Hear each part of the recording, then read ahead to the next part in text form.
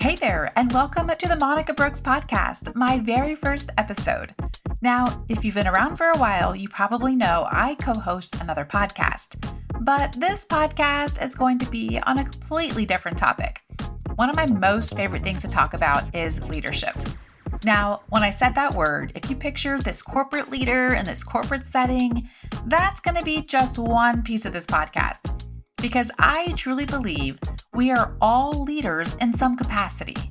I'm passionate not just about leading others, but how we lead ourselves, and not just in the workplace, but also personally. How to lead ourselves through life, how to overcome obstacles, as well as lead other people. If that sounds like something that interests you, be sure to stick around. And with that said, I think you're going to enjoy hearing from my first guest. And I'm going to be completely honest and say that we just did not get along at all. It was one of my most difficult times I had in the workplace. But she went from being, let's say, an adversary to becoming my interim manager while I was pulled on a project. So I am honored and privileged to introduce you to Anna Witherspoon as we talk about how she has led herself through life and also in the workplace.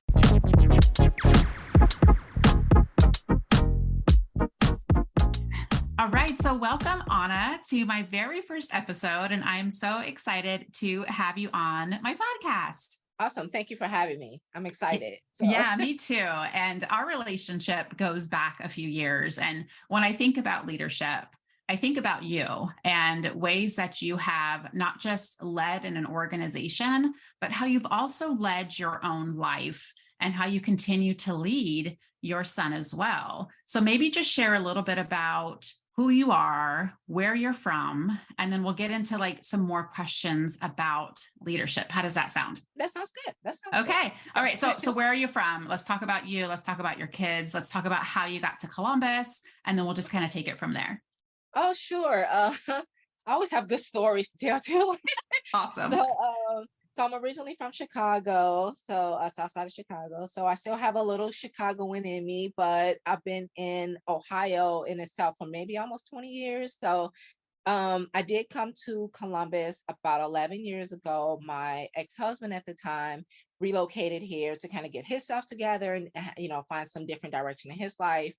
And it was just really important for me to ensure that our son at the time, had both of us still in his life. So I just kind of gave up pretty much everything of where I was at in Cincinnati and chose to move here to Columbus. And just coming here and being here all this time has just really been probably the best experience I've had in like my life, to be honest. So that speaks volume, considering like I'm not a huge fan of Columbus and I can't wait to like relocate. But this is probably the best part of my life of living here for numerous different reasons. And I'm sure we'll get more into that, as we talk. Yeah. But that's pretty much like how I got here to Columbus, just kind of like following him a little bit, but ensuring that our son still had the both of us. So yeah. That's great. And this is where we met. We met in Columbus. And our relationship started at work, where you were my direct report and you were new to the team. And I remember interviewing you. And I know now how much you get nervous with interviews, but you were so poised at that interview. But let's just take a moment and be honest. Like after you started, we didn't like each other. Like we had a very tumultuous relationship. And looking back, and seeing how far you have come, when it came time to pick an interim manager while I was going to be on this project, you were first on my list. But it didn't just happen overnight. Like our relationship changed and it grew, but it really started with you. So let's back up to when you first started working. We started working together. What was that like for you? I mean, I know Anna then and I know Anna now. So like talk about your evolution and even I want to mention parts of your life were super private. You didn't even bring in pictures. You were always ready to be like out the door. Like if I have to go, I don't want to have to collect my things. And now, sharing pictures of your life and your grandchildren and your son, like that has also evolved as well. So back up to Anna back then. Who were you back then? Yeah. So just another good story here, because our relationship is just, because it it has come such a far way, and it just tell me so much about my growth and personality of being able to adjust to change, and how I really embrace self-awareness. Yes, I knew I had this very rebellious attitude, that Chicagoan spirit, like you can't tell me anything. I'm gonna do what I want, very aggressive. You know what I mean? My tone was aggressive. And even when it was that aggressiveness wasn't intentional, it was just still just that tone can really just come off that way and me not really recognizing it sometimes. And so our relationship together, you had just became the manager, and in my mind I'm thinking, I'm gonna be completely honest, in this podcast I was just thinking she's not good at her job. She let people run over her. Every time we talk, you're in there crying about something. Like, these were just things in my mind that I was just at that time thinking, and it was horrible thoughts. It was, it lacked compassion, it lacked empathy for, this could be, this is a new role for you, you're trying your best. And I really wasn't making things easier, but that's the environment I kind of came up in. That was also the environment of work. And what really changed was that my behavior was just getting worse and worse and worse. No one was really checking my behavior, and I was accustomed to no one checking my behavior throughout my years. I'm about to be 48, and mind you, all of this work experience, I started working when I was 16. So all this work experience, no one really just put me in my place. No one's ever written me up or just flat out said, something, you got to get out of here, you're fine. No one's really ever done that. And so I just recall you talking to me about different things. I might have said something to an employee or associate, and you guys said something. But there was this one time, this is the pivotal moment change in our relationship, is when you wrote me up, right? Yes, I You did. Thank gave you me for a sharing that. Yes, you gave me a correct, what is it? Corrective Corrective action. action. And so as you and Jill were reading this corrective action to me, some type, I don't know, light bulb went off here, because I did not like the things I was hearing. Yes, I did those things. I know I did those things. I just did not like hearing them on paper. I did not like hearing someone tell me these things to my face, that this is the behavior and it's unacceptable. Most people, right, when they get corrective actions, they get rid of, or they get mad. They get mad at you. Oh They're yeah, bitter, they take it right? so personal. Like, it's So like we're out to like attack them, and that's not personal. the intent of corrective action. Right. You're right. Exactly. It has to be a reason why we're in here in this room with this letter, with this form. And so I remember going home, thinking everything over of what was said in this meeting, coming back, and I remember taking to the side, and I actually thanked you for writing me up. That's not something I don't think anyone really ever does has done Never, before. never, never. Yeah. So I thank you for writing me up. And that's when I gained the most respect for you, right at that Hmm. moment, because you've done something no one else has ever done in my work career, was take a stand, put me in my place, and nip this behavior in the bud. And, I hate to say it, because here I am, I was in my 30s, 40s or whatever when this occurring. But again, when you lack self-awareness, you don't care, you don't know. Let me ask you a question about the self awareness. And I want to go back to this conversation. But when you said you lacked self awareness, did you feel in any way that you had self awareness, but you didn't really understand it? Like, because most people will say, yeah, I'm self aware. But the truth is, not everybody is. Did you think you were Yeah. self aware in that moment? No, because Okay. even though, so this is what self-awareness, I guess, means to me more, is that yes, I know that I'm doing these not so nice things, but there's no caring involved in it. You know what I mean? There's no willing to change, no desire to really, you know what I mean, think more on it. So Okay. self-awareness to me is like, now I know how I am. What am I willing to do to move forward, to change it, to, you know what I mean, to change that narrative and perception of people have of me? Because I know deep down I'm really not like that. So how am I going to change and still be my true self, but show that empathy, show that consideration, show that respect, you know what I mean, for others and things of that such, and still kind of know, like, I know how to tell someone something that I may or may not like, or maybe they've done something wrong, and be self-aware enough to know, like, this personality may be like this, so I might have to engage with them in a different way than I might have to engage with, Ted over here. Like, you know what I Right. mean? So Right. that's how I felt about that. So I would definitely say you had not only gained my respect at that time, but then I started to realize, well, goodness, well, at this point, if you can't beat them, join them, right? So instead of making things harder and harder for you, right? I decided to lead up to you. And that became like a really big thing of saying, okay, instead of fighting this woman tooth and nail for no reason, I have no reason to fight her, right? So why not Hmm. just befriend her? You know what I Hmm. mean? And Yeah. when I told you to do that, you accepted it, and thank God you did accept it, because you eventually became my coach and mentor. And then Yeah. look where And I'm then I at now. selected you for my interim manager. I mean, to think that I almost like I wanted to quit. Like I wanted to quit because I didn't know how to work with you. Like that's how crazy. Like I think you were one of the only ones that made me cry. Like, and I'm pretty like I felt like I was mentally strong. Like I can do this. Like this is just a person. But it was also super triggering to me too because I felt like I couldn't do anything right. And I know he had even talked about like you never know when leadership has taken action. I think that was like some of the things, like the issues were like, why aren't you fixing this problem? Or Hmm. why aren't you doing? And it's like, well, how do you know I'm not? And Hmm. it took a lot of patience. I will never forget the day I walked up behind you in your cubicle and you had this, I think I mentioned this before, you had this thing taped to your monitor and it said, do not go in the office. Like it was out, like it was almost like a reminder, like don't even bother with her. Don't even vent. Don't even like step a foot in her office. Like you were serious about resenting me for a certain period of time. But Yeah, it was I agree crazy. that that pivotal moment, imagine if nothing had been done. Imagine if we allowed that behavior to continue. And I think that's such an important part of leadership because what you allow is what will continue. Mhm. And writing people up is hard. It's hard Yeah. because I want everybody to like me. I'm so nice, but that's not what leadership is. It's not about being a nice leader.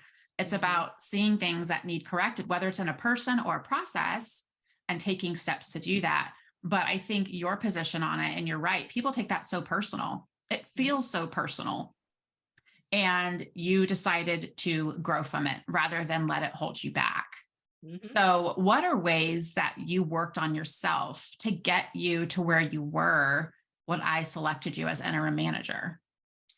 So after all of that had transpired between us, and kind of having that change, so I started like doing TED Talks on self-awareness. I started doing looking up YouTube videos on just, having a positive outlook, just more positive. I just started getting more positive information in my life, and surrounding myself around more positive reading.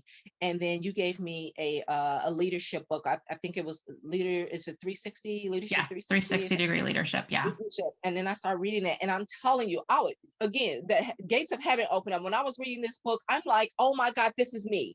Oh my goodness, yes, I'm fighting against management. Oh my goodness, I should be doing this, Yeah. And I just remember highlighting all these things in this book, and it was just so important for me to continue just to read that and have those types of things, because it didn't just help in my professional life, but also my personal life. Like all of these different changes that I was making was also helping me with become a better person to people in my personal life, better friend, better mom, better, sister, things of that such.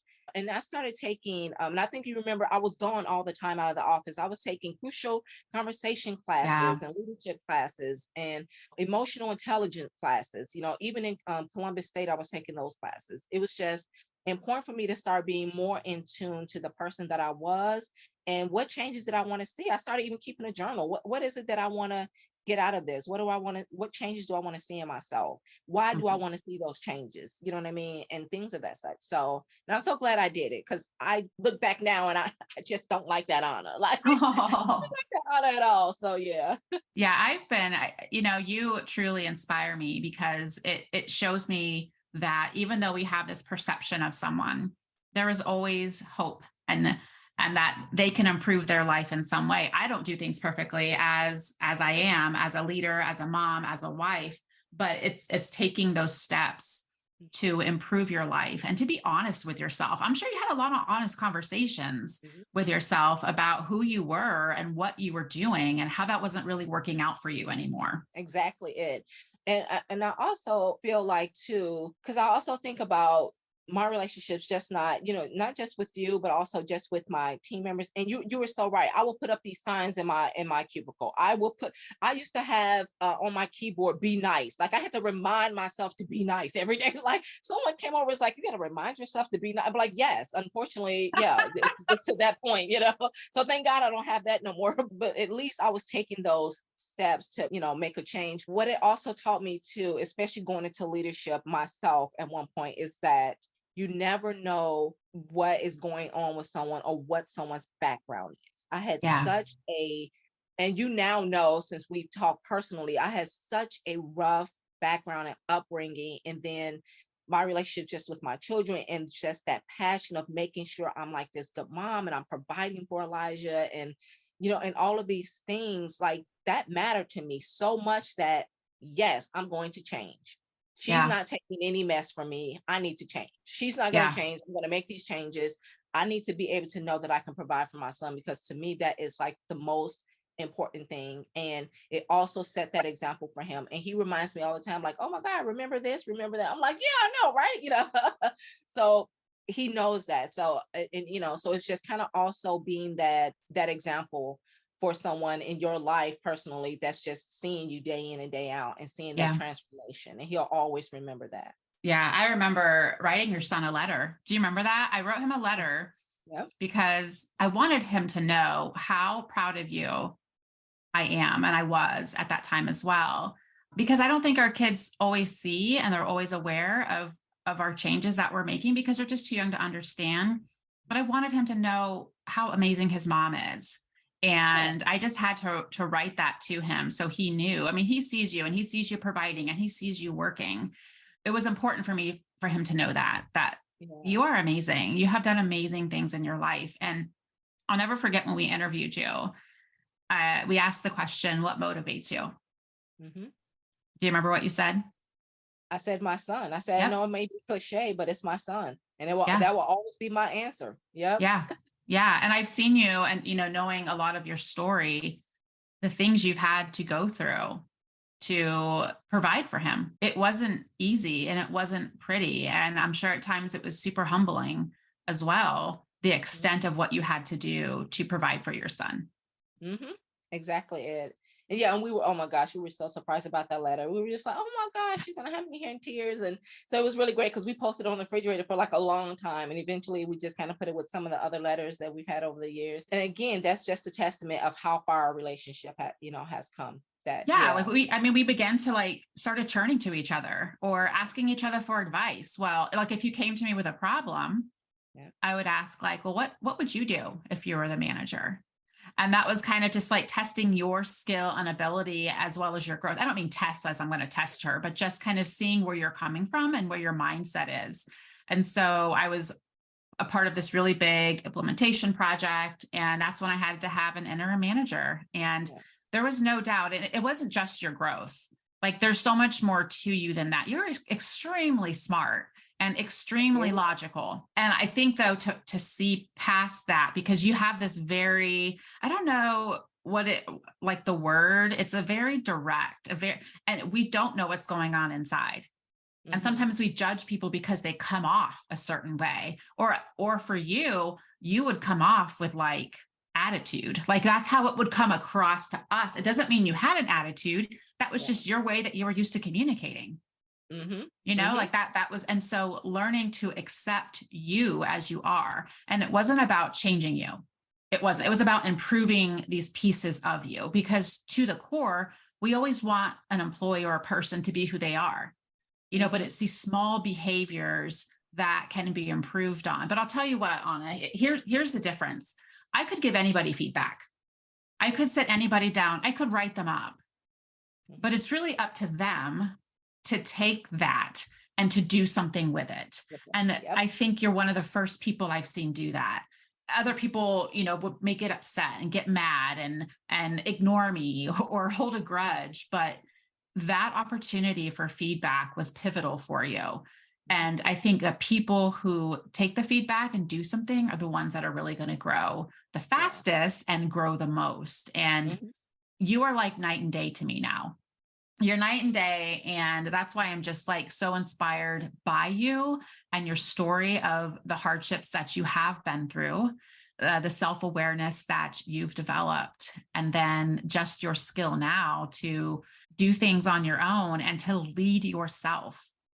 You Yeah. led yourself through all of that. Even when I think back to accounts payable, that's the department we were in. Do you remember when, what was it? You went in to be tested on AP skills and you didn't know any of them. Do you Oh remember my God. that? Yeah. Yeah. So So can I so tell you how that did story? yes, because this is an example of leading yourself though. What steps Yeah. did you take? So it's so funny. So my background has always been being kind of like a secretary or executive assistant, like whether it's in a healthcare or nonprofit. But that was my passion. I was good at it. I was, you know what I mean? But I wanted to, I had just had I had Elijah, my son, and I was in the middle of this divorce. So I wanted more money. I wanted to do something different. I didn't want to kind of stay stagnant in this role. So when I went off on maternity leave, I did not want to go back to the hospital in that role. So I started looking in that old school and what do you call it? A handbook of jobs, Oh and yeah. Yeah. remember it's yeah, that really old one. Mm-hmm. So I was at the library, I was flipping through it to see, okay, well, what could I do that make good money, And so one of them was accounting. It was just like accounting. And so I'm like, okay. So I went out and got like accounting book for dummies, accounts payable books for dummies. So I had got all these little different books while I was in the library. So I started flipping through them and reading them. And then I was like, okay, so now I'm going to, and that took some time. So it took some weeks. I'm reading this stuff. So I went to a temp agency, right? I went to a temp agency to see if I could go ahead and do like get a job within accounts payable or accounts receivable.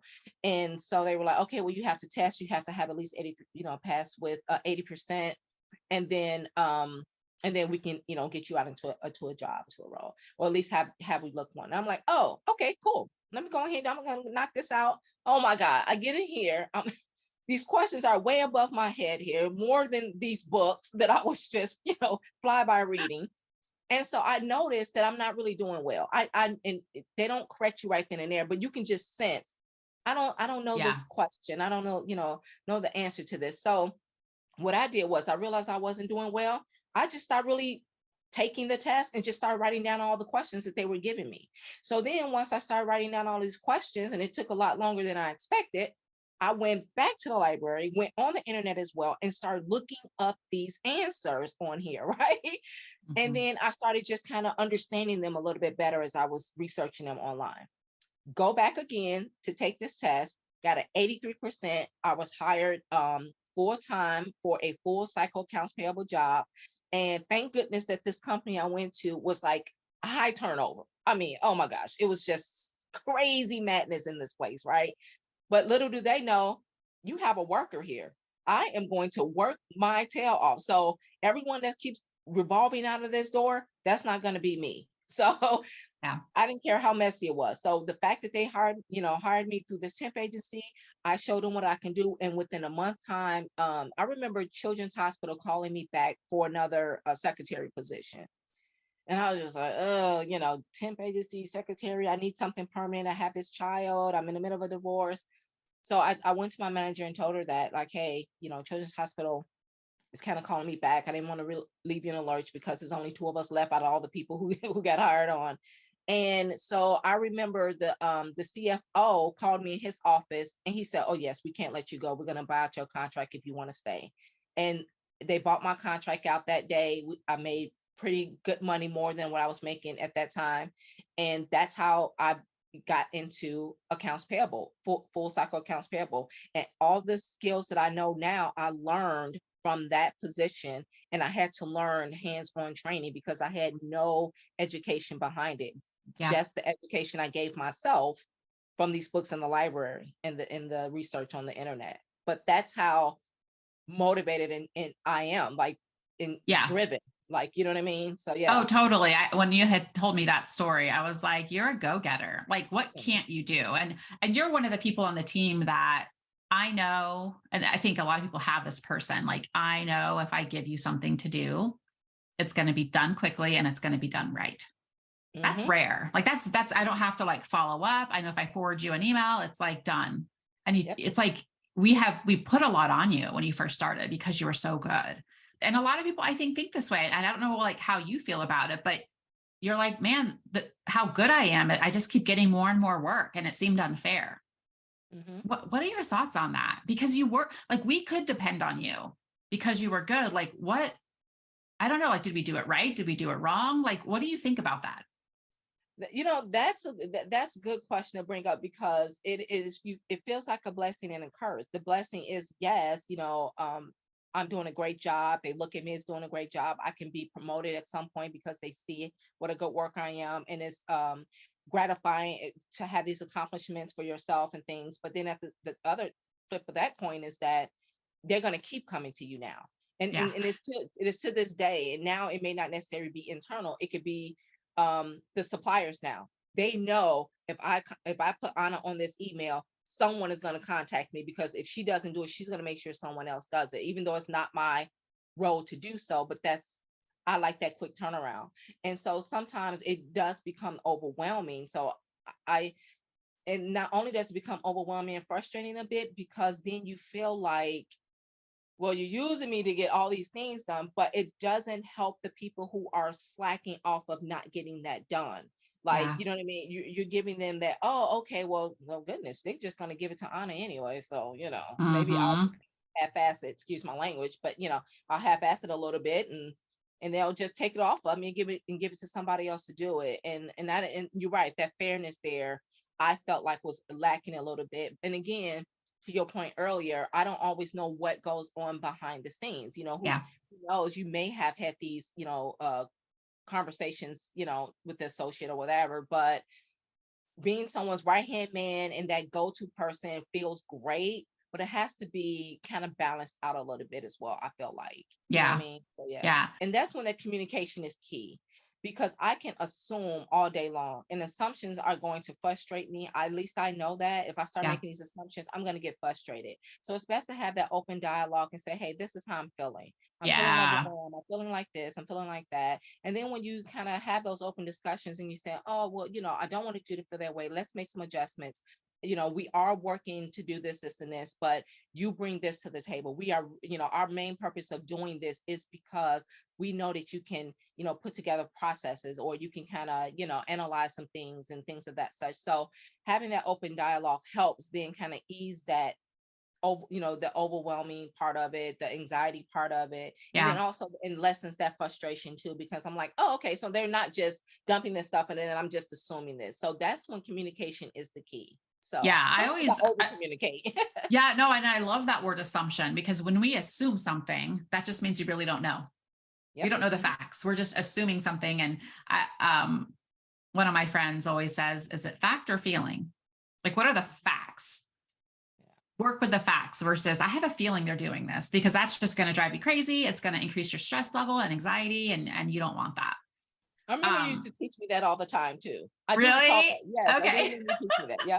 You always say, well, what are the facts, Anna? Let's go. Let's talk about the facts. And I'm like, the facts? And so, but yes, so that stuck with me. Yeah. That's great. So Anna, you have been through such a transformation through your life. And I want you to step back for a minute and look at Anna as a little girl. Mhm. Knowing what you know now, what would you tell her as she's about to like go through life?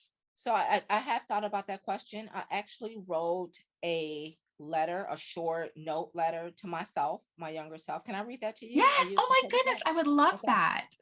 All right. So I will say the first time that I actually was writing it and I read it to my son, I was like bawling my eyes out in tears. So I'll promise not to cry now, but It's okay if you do. but yeah, but it was really emotional for me as I was writing this to myself, because I was thinking as that child, and knowing, the things that was going on and things like that. And but this was just such a good exercise. I think everyone should do Totally. that. It's such good personal therapy, I guess. It was Yeah, really I fun. agree. So I'm going to read it. Okay. And so just so you know, my family, my nickname in my family is Tony. You probably never heard that, Tony. Say it again. Toni. Toni. Toni. Okay. Yeah. And so when I left my family all those years ago, I never ever go by Tony. So they still call me that from time to time. But yeah, so just so you know. Okay. Okay, so I said, dear Tony, you are loved, even though no one tells you, including me at times. I love you. I love as a young girl how strong and resilient you are while going through your trauma. I love how your trauma never stopped your talent for writing and passion for books. I love how you never gave up on track, even though no one ever showed up and cheered for you. Congratulations on your trophies. You are an inspiration for others who suffer with anxiety but have the courage to compete. I love how your love and compassion for others is endless. You are very special. Keep dreaming, keep reading, keep writing, and know this: no matter what others have said to you, one day in the future, people will want to hear you speak. Love you always, Anna. Oh, that is beautiful. Thank you. Ta- So Can I go ask ahead. a question? Mhm. Is that last part about will want to hear you speak? What do you mean by that? So now you're gonna, don't get me all teary eyed here. So and I'm sure I've shared this, in the past, and I'm more comfortable telling people now. I have a really I'm really self-conscious with speaking. I I don't like the way that I speak. I try to practice my speech often. I try to record myself speaking, and then I have to shut it off because I don't like to hear myself speak. I have anxiety standing up in front of others speaking. So thank God, when we had Gimba, that I had the opportunity to really practice that. And I remember the first time I had a full-blown panic attack. I had to go home that day. Like, it was very traumatizing for me to have to get up in front of people and speak. That derives from a childhood where I'm a fast talker. So sometimes my words may come together, and my family would tell me I sound dumb, or you sound done, Oh, or shut up, or you talk too much, or motor mouth. So you have these things being said to you, and just within the family, itself, but then also maybe potentially at school, and things of that such. It makes you not want to talk. It made me not want to speak. I don't want to be considered ignorant. I don't want to be considered dumb, or that I don't know what I'm talking about, or I'm pronouncing words incorrectly. I will be embarrassed, offended. And I remember you corrected me about, I was saying Pacific, which I didn't realize I kept saying Pacific. I talk fast, and you said, "Are you saying Pacific or specific?" And then I was like, "Oh." So, but I that was kept hard having, for me. That was hard for me because yeah, I wanted to help you, yeah. but not offend you. And Mhm. I was like, I would want to know. So, and that was like, I don't even know how it came about to where, like, I think I should tell her because she's Mhm. working on this, and this. And that was tough. It was. And you did a good job at that, because I didn't take offense to it. I wasn't necessarily embarrassed, but I was just like, "Oh my God, what?" You like, but what that, and I'll tell you why that you were good at that, because what that made me do is it was continue to practice specific. Even though I can't always say it now, I know I have to slow it down, just because my words are go together really fast, and things. So I know I have to slow it down. But any other time prior to that, I would have just like, okay, I'm not going to use that word. Let me go look up another word that I can use in an alternative.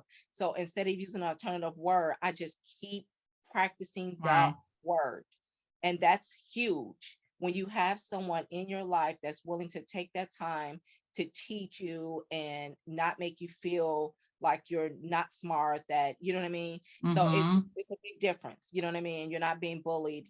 So I think you're a great example of a growth mindset versus a fixed mindset. So a fixed mindset would have said, I'm not going to get better at that. I'm just going to do something else. But you're like, how could I grow from this? And it was yeah. like practice. That's what it took, was practice. So I have a feeling our listeners to this podcast would be surprised that you have trouble speaking, because you've done a beautiful job today just Thanks. being able to have a conversation with you. And it just feels very natural. And I'm proud of that girl, Toni, and how Thank you. far she has come. And I think it's such a great representation to other people who have those struggles, who have the trauma that they've been through and the hardships. And even when they say, hey, I think I can do better, I think I can change and grow. And I'm proud of you. And that's why I wanted you on here today, just to speak to all of this leadership. Like you've literally led yourself and you continue to lead yourself. And I think that's exactly the kind of thing we want to see on this podcast is people like you growing, changing, wanting to do better and doing it. Yes, thank you so much. One takeaway I guess I could say is that for anyone, it's okay to have that support, because sometimes support is needed. You can't just do it all on your own. You can. It could be a struggle. It can be, you make things much harder, but sometimes having that support really helps when you have the right support. And for me, you were that sense of support at that time. And I will always be grateful for not only just your friendship, but in you being my manager, my mentor, my leader, but it's just for being different, for being someone different in my life. You brought something very different in my personal life, and in my work life, Well, don't make and me so cry now. That just means so much to hear. Thank you. yeah, and it makes me want to pay that forward to someone else. And that's how impactful it is because I always think about my legacy. So remember, I put together that career advancement presentation, and I thought about, Yeah. what do you want your legacy to be? And Yeah. I know I want my career legacy to be that, not only this change, but also what have I done to now pay it forward to someone else in the career? How have I been able to motivate someone else and potentially mentor someone else, even if it's inadvertently mentor them? But you know what I mean? But just Yeah. kind of be that sense of support and resource for them, and not be that jealous person, not be someone that wants to hold someone back because maybe they're being more promoted. It's just, what else can I do to be that support for them? That's Because great. I know And how they feel. I love talking about legacy. And I think you nailed it on the head when we say like our legacy lives on when we're able to take what we've learned and apply it to someone else. And then they take what they learned from you and apply it to some. So it's like this ongoing thing, and generation after generation, person after person, we improve. We just improve. And just imagine if everybody did that, like what a beautiful world we would live in. Mm-hmm. Yeah, pay it forward. Exactly. Well, thank you Yeah. so much, Anna, for your time today. It was such a pleasure seeing you and talking with you and just reflecting on who you are as a person and the way you've been able to lead yourself personally as well as professionally. Thank you so much. Thanks for having me. I appreciate it. All right. Until next time, everyone, signing off today. Bye.